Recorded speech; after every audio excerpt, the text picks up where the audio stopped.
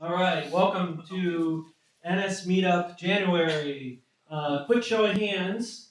How many first-time NS Meetup newbies do we have here tonight? All right, good. Quick round of applause for the newbies here. Welcome. We have a great speaker for you tonight. If you guys haven't heard of Fastlane or Fastlane tools, there's a lot of time in your day that could be saved by using it. I personally use it on all the projects I work on. Felix is a great developer. Excellent open source project on GitHub you can follow, I'm sure you already know about. But before we get started, I just want to give you a quick tour of the place. Here's all the drinks, snacks. There's recycling there, please use it. There's also water in that kind of like machine thing under the vase. There's glasses, or if you got a bottle. If you need to go to the restroom, feel free to get up during the talk as you need. Go down the hall, just past the elevators on the right. You'll see the restrooms. And if during the talk you guys have any questions, or you think of maybe a topic, or you'd like to speak, please come find me. My name's Steve. I'm happy to answer any questions, and we'll be here until 9 o'clock tonight. So after the talk, we'll hang around to kind of have a little networking, cocktail, social hour. So I appreciate everyone coming out, and I'd like to now introduce Felix Krause.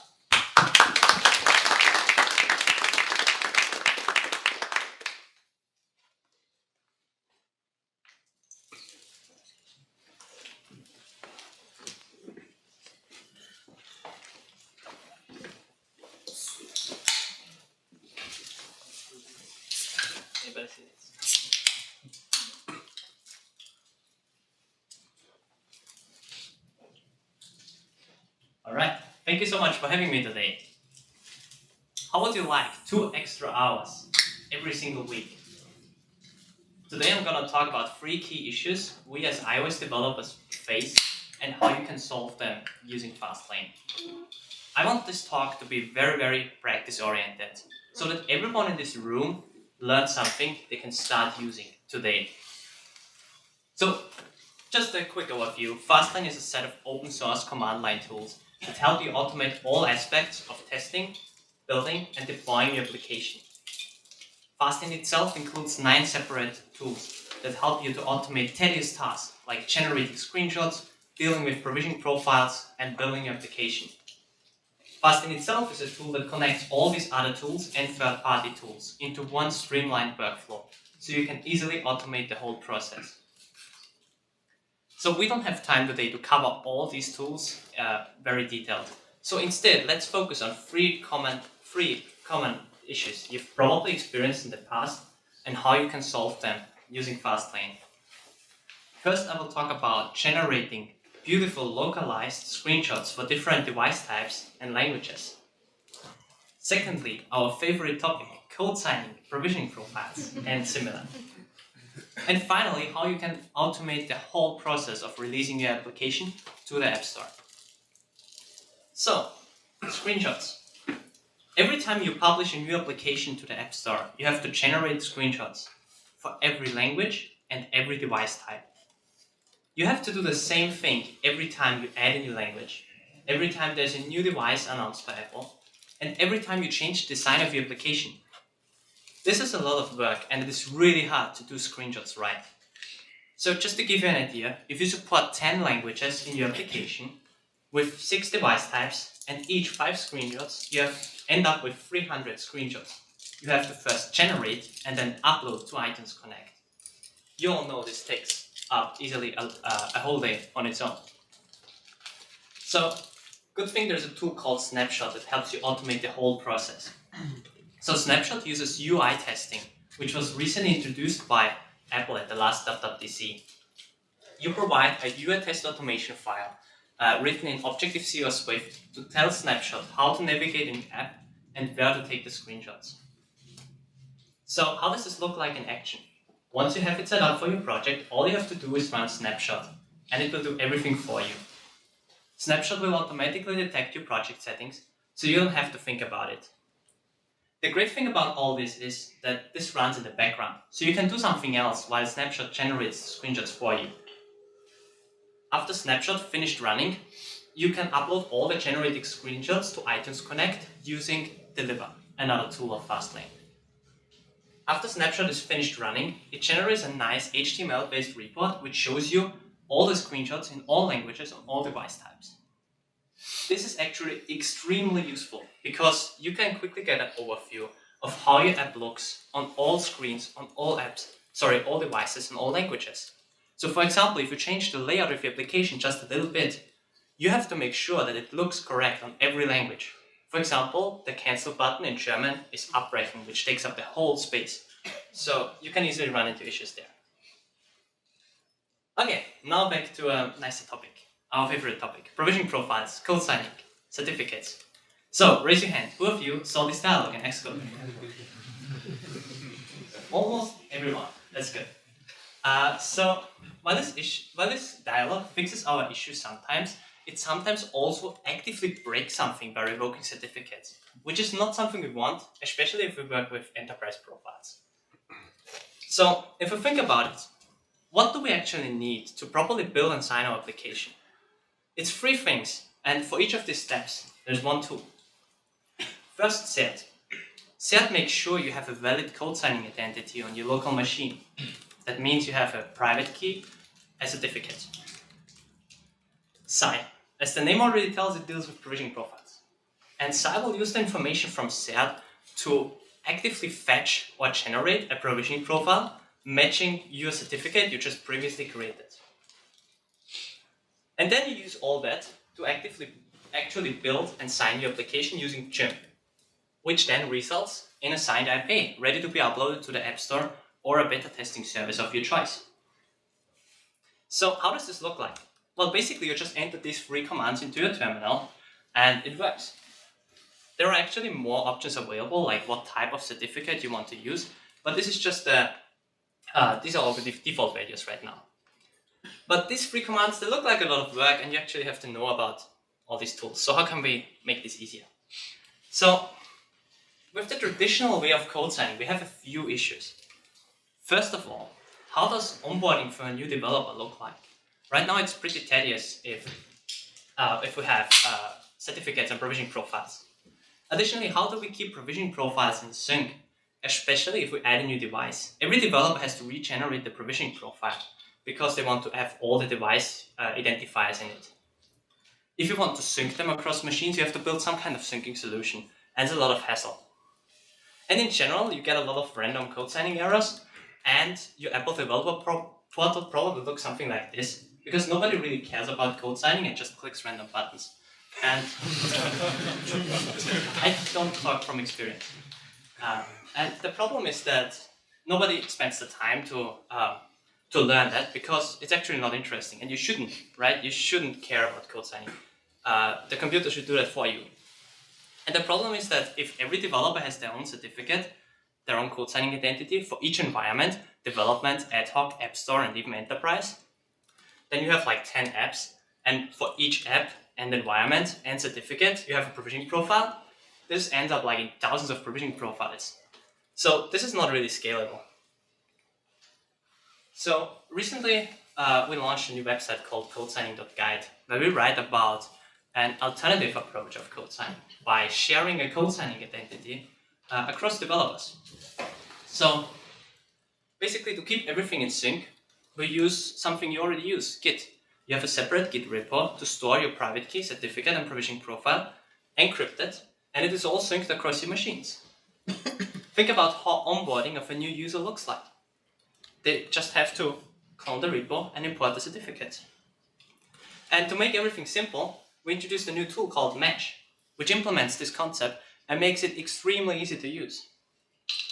So in general about all that, I can understand when some people don't want that. They don't like the idea of storing something like keys in a Git repo, but it is a separate Git repo. It is encrypted, and also you don't have to.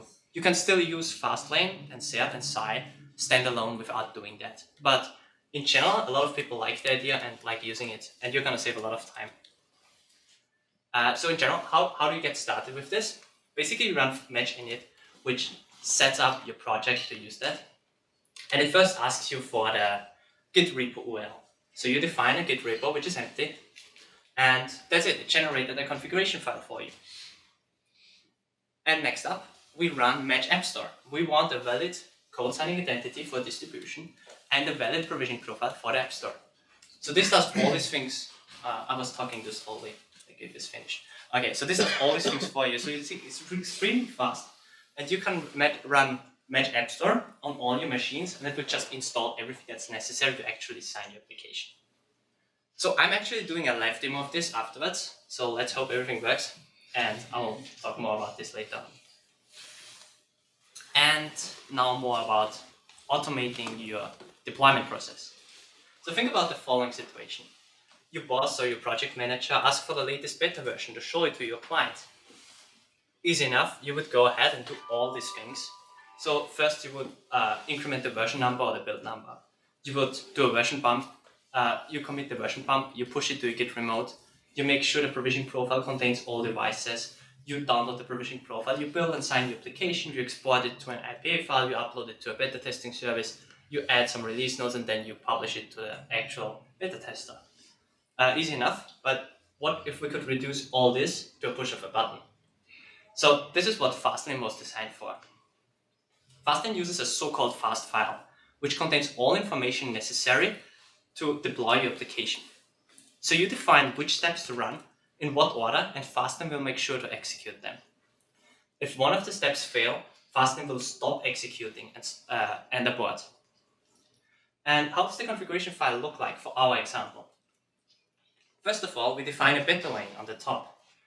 You can define as many lanes as you want to support different environments like the App Store or testing or whatever you want. So we have 3 lines here. First, we increment the version number. So we could also increment the build number if we prefer it.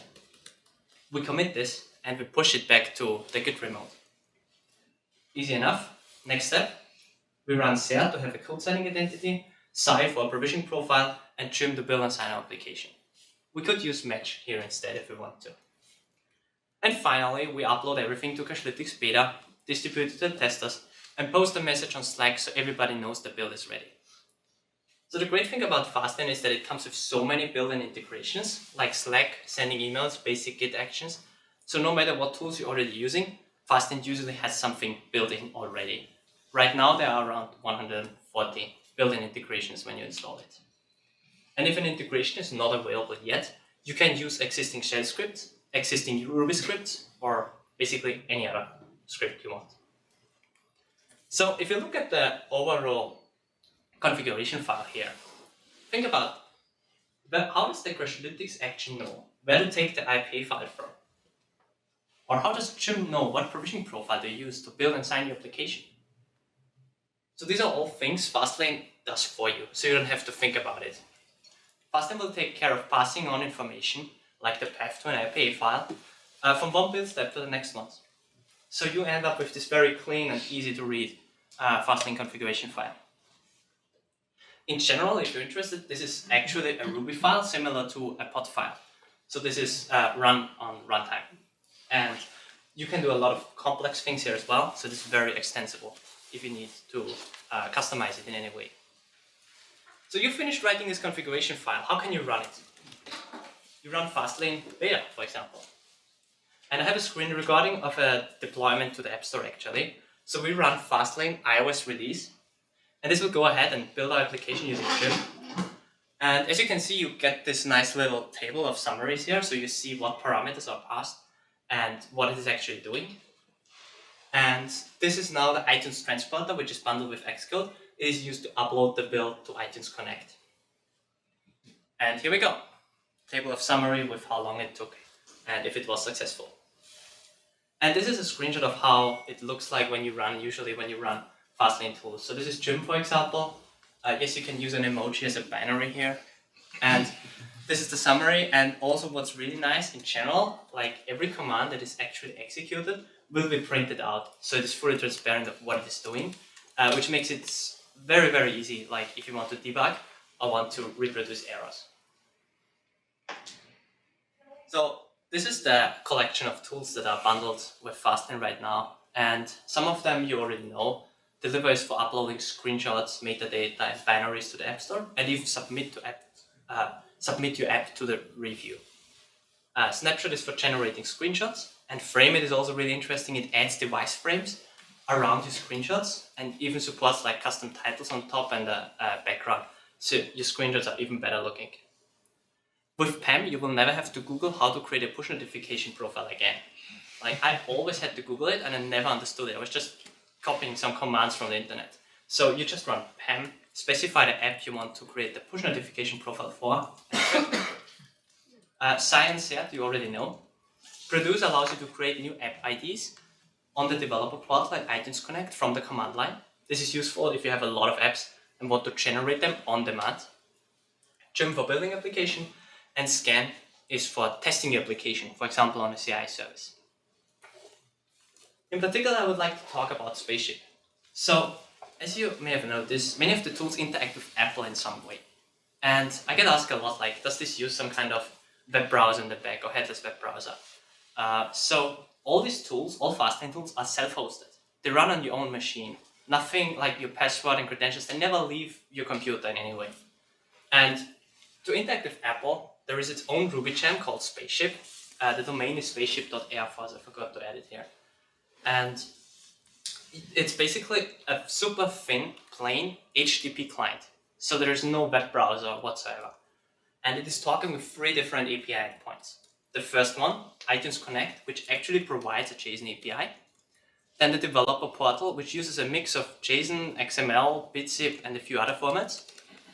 And then there is the Xcode API, which Xcode uses under the hood to sync your provisioning profiles and to log in on Xcode itself. And this is actually really interesting because you can build your own tools on top of that. And to demonstrate that, I built a tool called Boarding in one afternoon.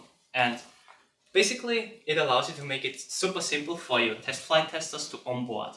So instead of manually adding testers to your test flight program, you just set up this website and they can enroll themselves, similar to how newsletters work.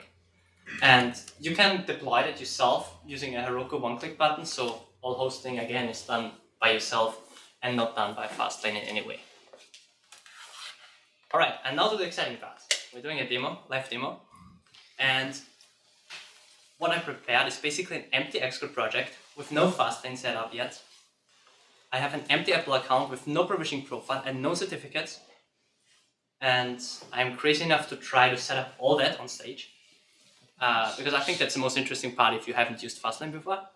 And let's hope Apple's servers are up currently. Challenging.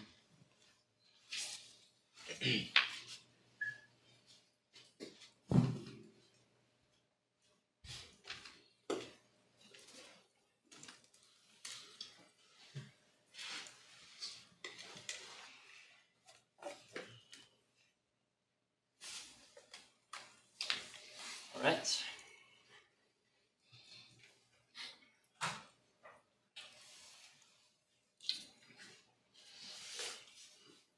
Okay, I hope that font sizes are okay.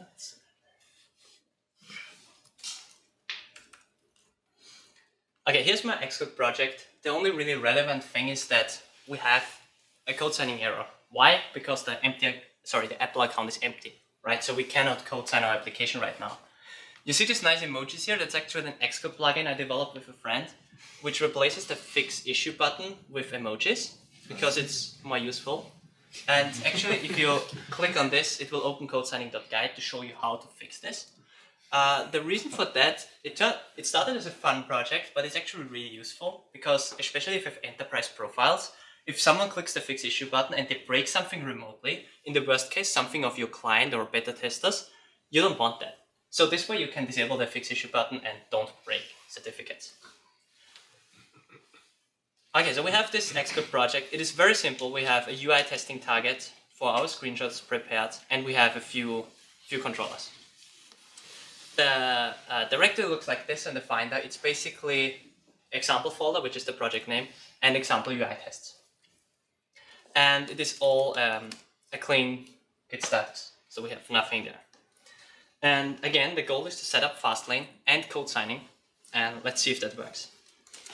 So in Safari, I prepared the Git repo where we want to store the certificates in. It's currently empty, nothing in there. And our Apple developer portal, which has, okay, now let's log me out.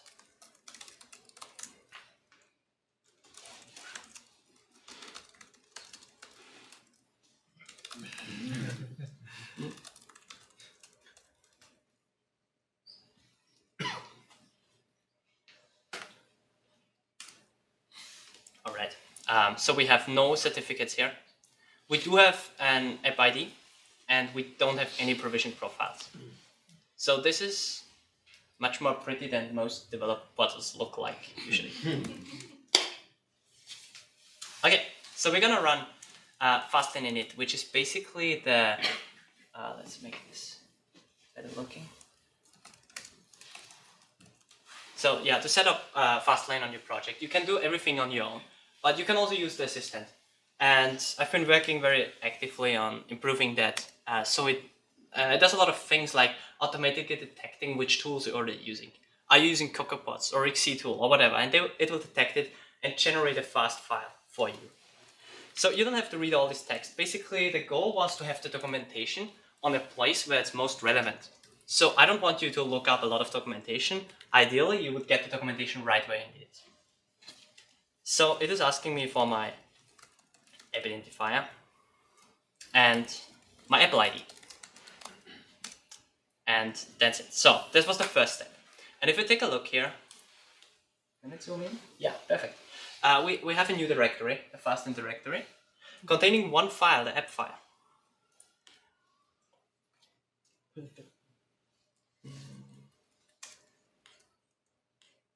So, and within this app file, again, we have a lot of comments. We don't need to read that, but for example, if you want to enable, want to select a team, you can add this here.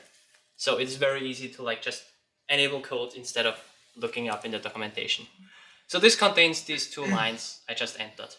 The app file contains the most basic app metadata, basically. Now it's asking me if I want to use Deliver to upload screenshots and metadata to iTunes Connect. We do want to do that. So this now logs us in on, you can hardly see that from over there, right? I've seen it all. Okay. Many times. Cool, so basically it's downloading our existing app metadata, the localized one, so that's a lot of text files. And then it's downloading our existing screenshots. And that's actually really cool that this is working because this is a fast internet connection here now. These files are huge, these are PNGs. So where does this store this? So we have two new folders, metadata and screenshots. Let's make this bigger again. Inside metadata, we have the non-localized values, like this one, copyright. It's the same for all languages. And then we have localized values, like the description in English. Oh, this is keywords, sorry. Description, here we go. So you can now change something locally and then run Deliver, and it will be pushed to iTunes Connect. Since this is all file-based, it is super easy for you, for example, to set one changelog for all languages, because who can afford to translate the changelog every time? That's why all big companies always say bug fixes and improvements, and all the small companies, I don't know what to do. Yeah, only English, usually, for all languages. Second folder, screenshots. We have all the screenshots grouped by language again. So we take a look at English. And here we go. These are the existing screenshots. And this is actually how the screenshots with frame it look like. So you have device frame around the screenshots, a title on top, so they look really nice. Okay, our assistant is finished. So it's asking us if we want to use snapshot. We don't want to do that quite yet, so I said no. And if we want to use Psy, we're gonna use Match. It's much more hipster, it just recently came out. Let's see if that works. So we now have a new file, the fast file. And this is actually a very, wait, this has to be bigger. This is a very big file by default, so I'm gonna remove most of that. Again, this is just to make it easier for new users to like just comment things out instead of writing them. So we want to automate better deployment, right? We want to build and sign our application. So all we need is basically run Gym for building our app. And we want to upload it to, for example, Crashlytics beta. And if we run this now, we can just enter Fastlane. We can list the lanes using Fastlane lanes to see what we can execute. And now we run Fastlane beta. And we will see it starts building. We get a summary and it failed.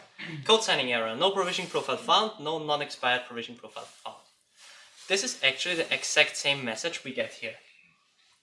So that's good, right? So we got this working. So the only thing that's left is code signing. So we're gonna run match in it to set up match for this repo.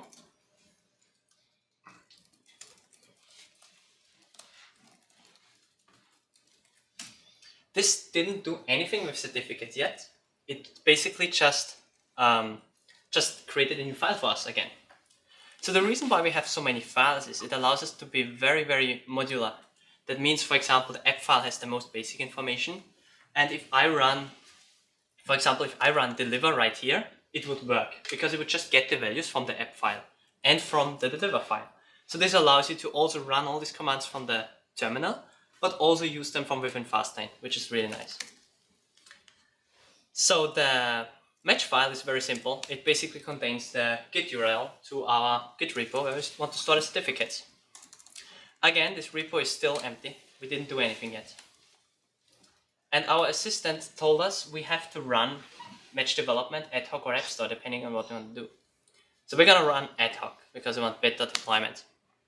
And this is going to detect that there are no certificates in the Git repo yet. So it is going ahead and create a new one. It already created a new one and imported it into the keychain. And then it detected we have no provisioning profile. So it creates a new provisioning profile matching to the code signing identity which is previously created. Yeah, this tool was faster than I spoke. And then we have, then it encrypted the certificates repo and pushed everything back to GitHub. So it seems to be working. Let's go back to Safari and see how this works. Yes, we actually do have things in here. So before looking into this, let's see what Xcode says. No fix issue button. Okay. And yeah, let's see if Fastlane beta works now. These are, by the way, the commands you would have to enter if you don't use trim but use Xcode build instead. Oh, here we go. So it actually successfully built the app. It compressed the symbolication files. It stored it in the same directory as the IP file. And then it uploaded everything to Crashlytics. I'm going to change the secret key afterwards. And then it uploaded everything to Crashlytics beta. And we get a summary of how long it took. Okay, that was it. And so code signing is working. Let's see what it actually did in what it actually stores in GitHub. So first off, you see it generates a README, and that's actually really nice. If you have a new team member and you link them to this page, they get instructions on how to set up code signing on their machine. And we have two folders, one for certificates, which contains the private key and the certificates. Both are encrypted, so this is encrypted using OpenSSL. Yeah, only the individual files are encrypted, not the whole repo, for the reason that it's much easier to look through it because you still see like what files are in there. So if you had, for example, development, you would have another directory for development, obviously. But you can store multiple apps in one Git repo. And that's the provision profile. All right, we can also look at the developer portal, what happened here. So we have one new certificate, iOS distribution, and one provisioning profile. And you see that green light here, it looks really nice. So, and people actually send me screenshots about their developer portal, and it's always nice to see when they have like 10 very green provisioning profiles and certificates. All right, so let's assume like we would have a new machine or a new team member joining. So usually it's a pain to set it up the first time. So we can actually add match here and say type development, ad hoc. And this way, every time we build our application, it will actually also make sure we have code signing identities and certificates installed. So when I run Fastlane beta, this will, by the way, not generate another code signing identity, obviously, it will use the existing one. So what match also does, let's scroll here for a moment. It decrypted the repo and it verifies that the certificate and profile are still valid on the dev portal. That's actually really important because then you can revoke certificates on the dev portal and they're still valid on your keychain. Then you get the most random code signing errors ever. And then it installs these two things and you get some information about the UUID, the app identifier and so on. And if you use match within Fastlane, this will automatically be set on your Xcode project as well by passing environment variables. And yes, that's about it. And again, it worked. And what's really nice about Match on CI systems is that it also supports a read-only mode. So you can say, I don't want this machine to have access to my developer portal data. That means it will only fetch the data from the repo without accessing and verifying the developer portal. So one last thing I would like to show you is snapshot. And that's actually really easy to set up. We just run snapshot init. Oh, that's init. Here we go. And this tells me how the remaining steps I need to do manually. So first, it created a snapshot helper.swift. This supports both Objective-C and Swift for UI tests. But again, we're hipster, we're using Swift. So we have to drag and drop this into, that is actually important, our UI testing target. And next step is we have to call setup snapshot, which we already have here. I prepared that. And then we call snapshot in our actual code. And this is all UI testing code now. It's basically launch the application and tap on this button and rotate our device and so on. One nice parameter is this one, wait for loading indicator. So you can tell snapshot to wait for the loading indicator on the status bar to disappear. This is really, really important and useful. So you don't want your app to show half-loaded images or loading indicators, right? We want really nice looking screenshots. So that's the option to set to do that. And setup snapshot is necessary to actually set the language and the device type. So you just need to have this in the setup method. So it's very easy. You edit once, forget about it, and it works. So this is actually everything. We have a new file again, snap file. As you can see, all these files are in a Fastlane directory. So all these files are in the Fastlane directory. So if I look at the git status, we basically have one change here. So yeah, I wanted to show you the snap file.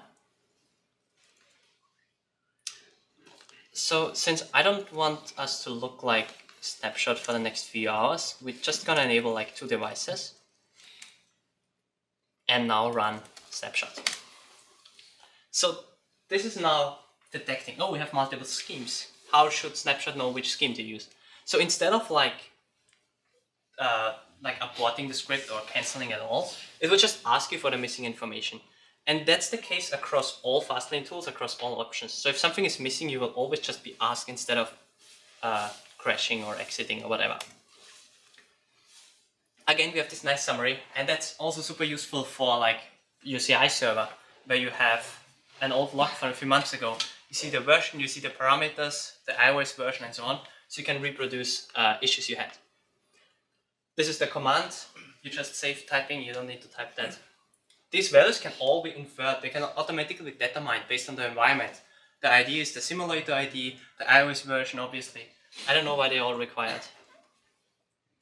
And yeah, this is done. So you saw that the simulator all runs in the background. So again, we can do something else while our computer generates the screenshots for us. And this was the iPhone 6, and now it has switched to the iPhone 6 Plus in English. So this is the huge device. And we can actually look at the status bar up here. You see the loading indicator appearing right next to it? So it is not doing anything.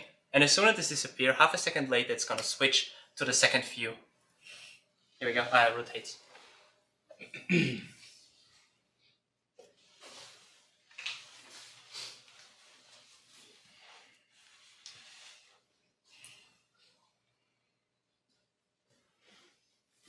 So this is also nice to see on a live demo.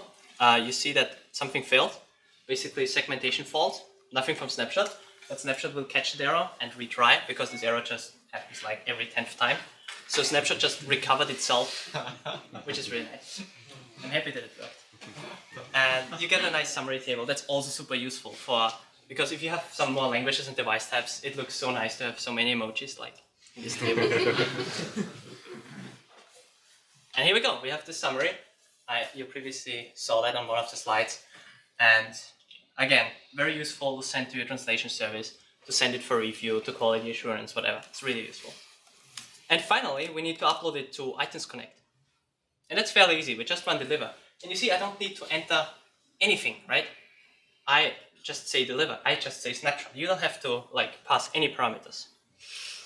And yeah, you see a summary of your app metadata, because we don't want to override anything, right? We want to be sure that metadata we're uploading is the correct one. And we can, if we scroll down, we actually see the new screenshots right here, first view, second view, and so on. And if I like this change, I could just confirm here, and it would be up. All right.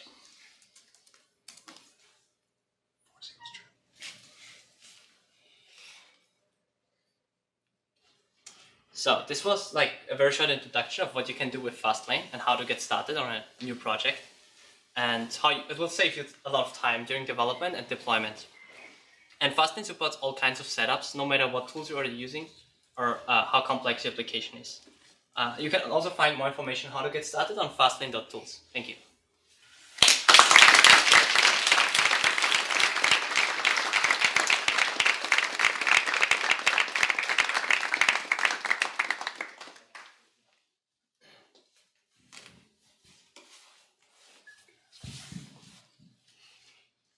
All right, we have time for questions. Yes. So the Fastlane files all get added to the Git repo for the project. What do you commit? Like, what do you recommend that you can? Oh, very good question. Yeah. Let me just show you that. I think it's easier. Can you repeat the question? Yes, 1 second. All right, the question is, what do you commit to version control? What do you do with these files? So in general, you have this Fastlane directory. Wait, make this bigger. And you see you have a lot of stuff here. And one thing I really like is the fact that we have metadata in version control. That means you can do pull requests on app description. You have a history of your app description, app metadata. That's really nice. But on the other hand, you probably don't want to store the screenshots in Git, at least not in the same Git repo you store your code in. And the only thing you really want to store in Git are the configuration files. These are all, again, a few lines of code usually. You do want to store them in version control. And if you set up a new project using GitHub or use the git ignore from GitHub, Fastlane is actually already in there. So you will get the proper git ignore for free.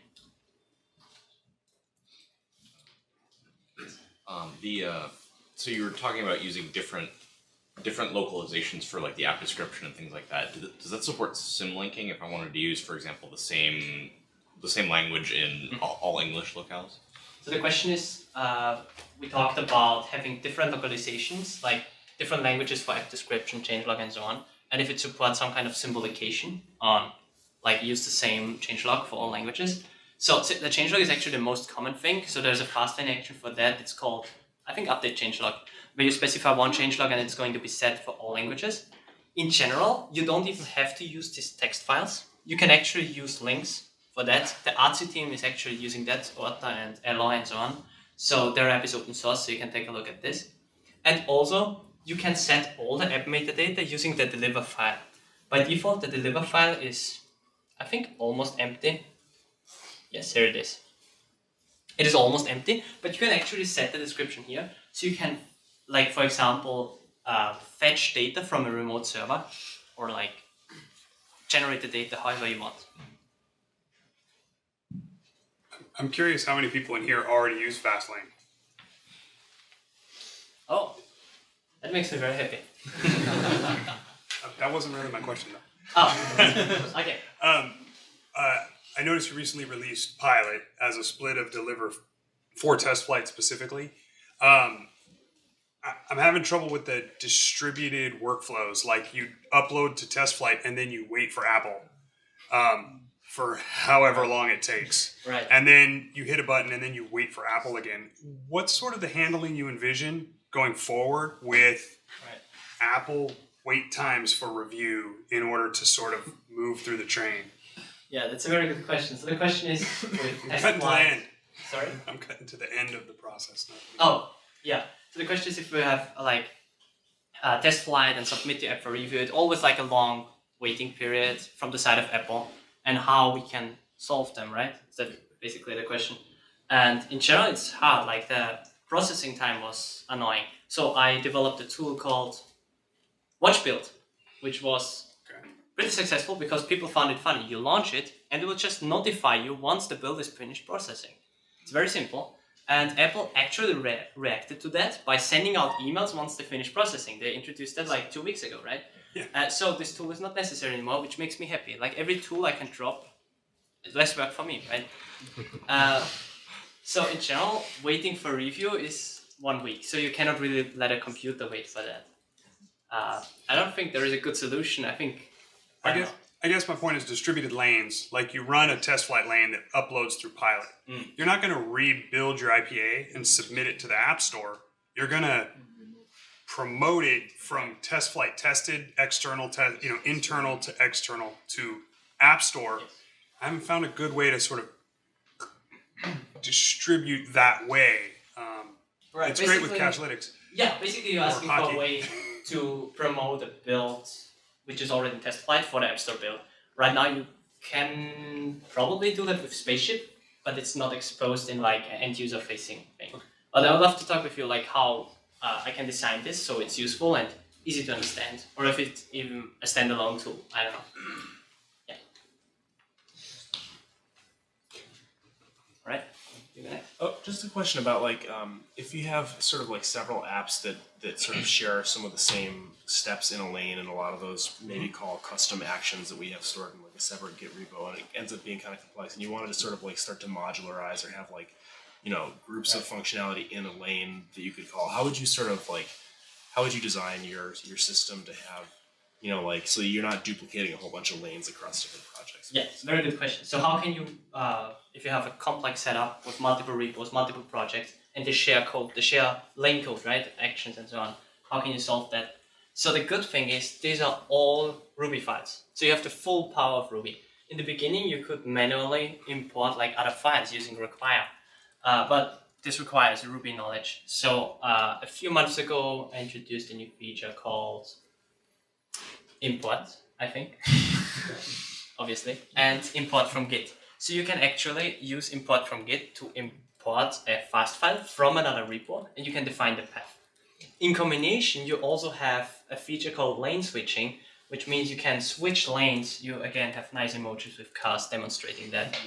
You switch lanes, so you can, you can call methods basically, and additionally you can also pass parameters.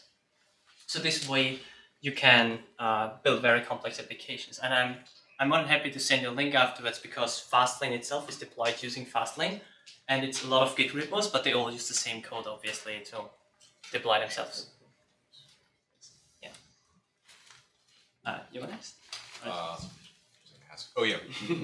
What do you think is the biggest product that's using Fastlane at the moment? The biggest product company? You Yeah. mean? Yeah. Twitter. Biggest company. What is the biggest company who uses Fastlane? I honestly can't tell. Okay. The problem is it's all self-hosted, right? And the only data I have is how much it is used because the tools check for updates. So I only know when someone tells me. And the bigger a company gets, the less likely they want to tell you they use your tool, right? At least that's my experience. And if they tell me, they tell me. But please don't tell anyone, I'm not sure if I can tell. So I cannot really answer that question. For a few of the things in provisioning profiles that seem to only be addressable through Xcode, like app group management, and that one just got fixed. But there's a few things that like keychain sharing that you can't actually do through the web portal. Is there any solution for those forthcoming, or are those more things we should just open issues for and start, crowdsourcing? Okay, the question is, there are some features that are not accessible using the developer portal, but you can only do them in Xcode. So to be honest, I haven't had a request for them yet, at least not that I know of. It is possible, like the Xcode API is publicly exposed and Spaceship is using that. So it is possible, but it's not implemented right now.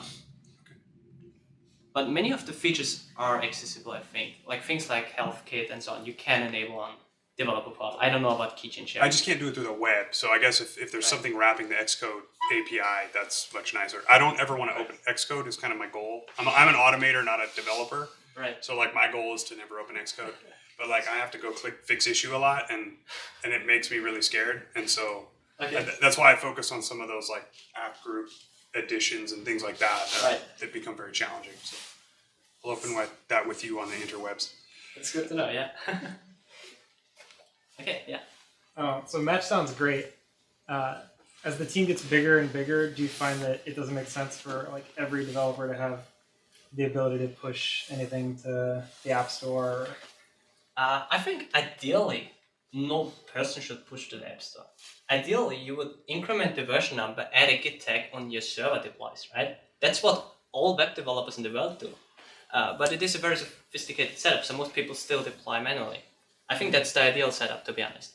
And using separate Git repos, you can have a very fine access control. Like, no person has access to the App Store version, for example.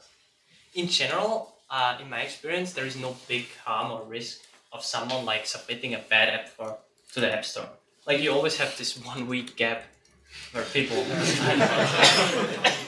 Yeah, it's true.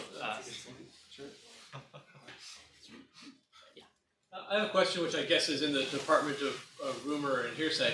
Do you happen to know how Apple feels about Fastlane? Because I think it's a great tool, delivers enormous value, but at the same time it's sort of filling gaps in their tools, Right. and it depends on API in the sense that there's not public API that they're kind of releasing for interacting with their systems.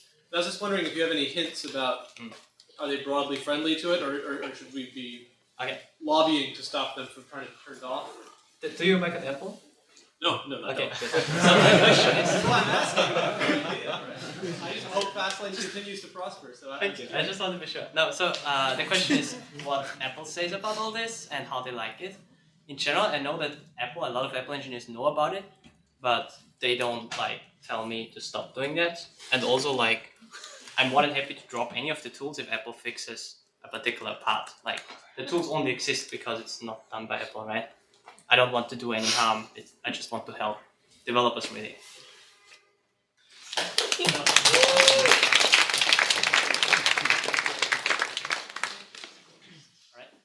Slightly unrelated, but feels kind of relevant. So we're really excited about the prospect of UI automation testing, and we've just found like on CI, constant random errors, timing out.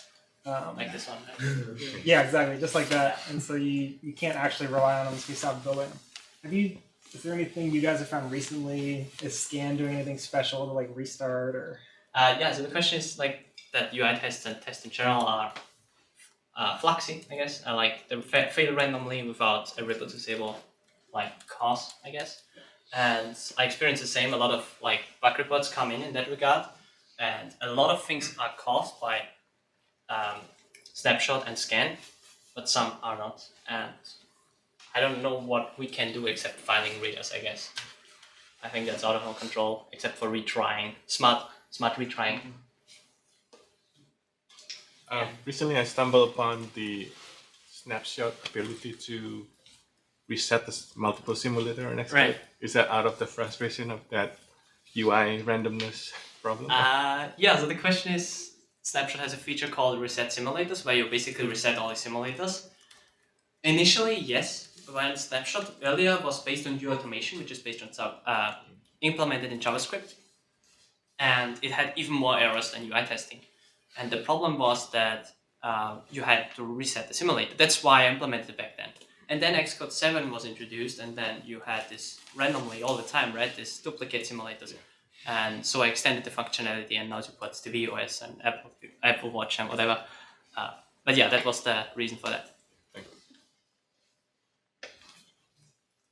you. So Fastlane is now part of Fabric, correct? Yes. Is it gonna be inside the little thing on the top? Just guide us through there. Right. So the question is, Fastlane is now part of Fabric. That's where I work now. If it's going to be built into the Mac app on the top.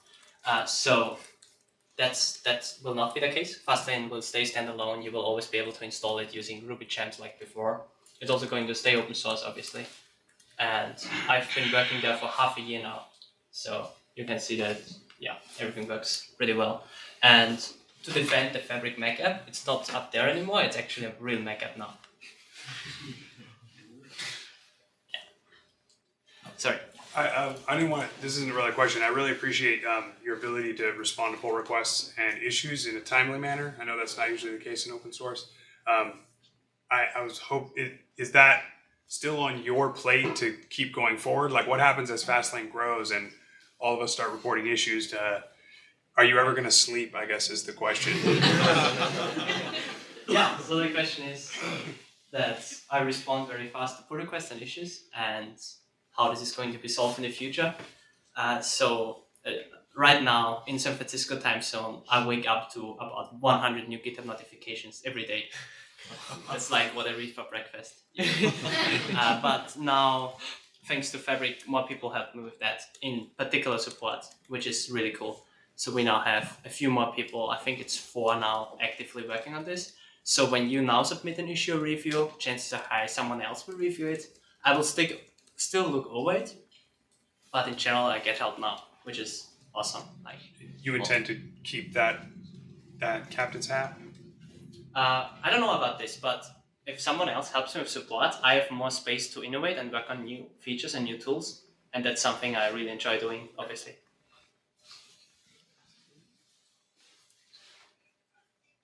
Right, any more questions before we end?